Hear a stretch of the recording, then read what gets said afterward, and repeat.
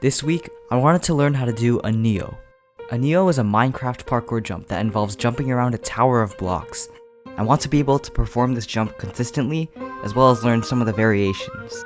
And if you haven't already, make sure to jitter click that subscribe button. I've always wanted to learn Neos because I've been somewhat of a parkour sweat.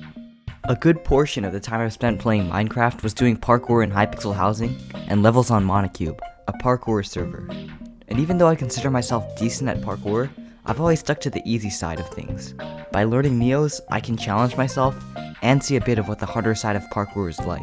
So, I started practicing. I wanted to try to learn intuitively before looking at any tutorials. And from my experience in parkour, I knew that you could make a jump easier to complete by performing another jump before it. So to get this extra jump, I set up a Neo with about 5 or 6 blocks before the tower. This extra jump gives you momentum, which is something I'm not completely sure how to explain.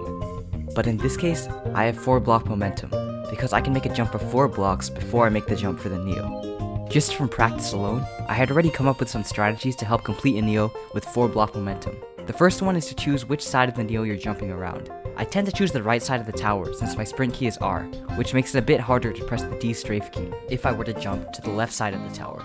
Then, during the jump, hold the strafe key that will help you hug the tower and make the jump.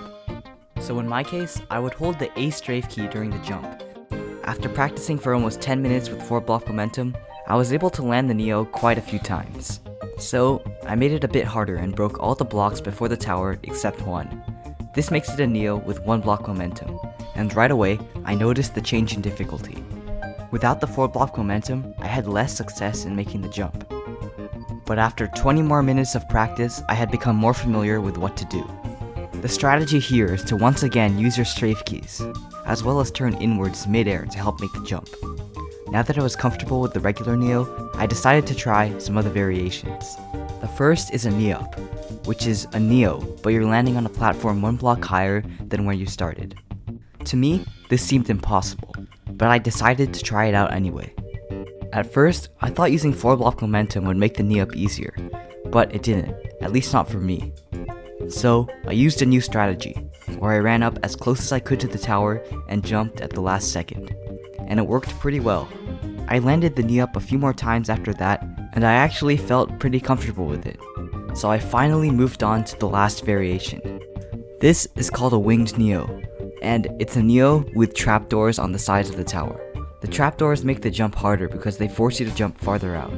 Once again, using 4 block momentum didn't really work here. You have to start the jump by getting as close as you can to the tower. But even with this strategy, I kept clipping the trapdoors when I started jumping. Thankfully, I found a solution for that. Angling myself slightly more outward before trying to make the jump really helped. I made it closer and closer to the other end of the tower, but the jump itself was still really difficult. I kept practicing, and it took 30 minutes before I finally made the jump. Learning Neos was a really fun experience. Neos are some difficult jumps, but they're really satisfying if you can make them. I encourage you to try to learn them yourself, and I also encourage you to subscribe.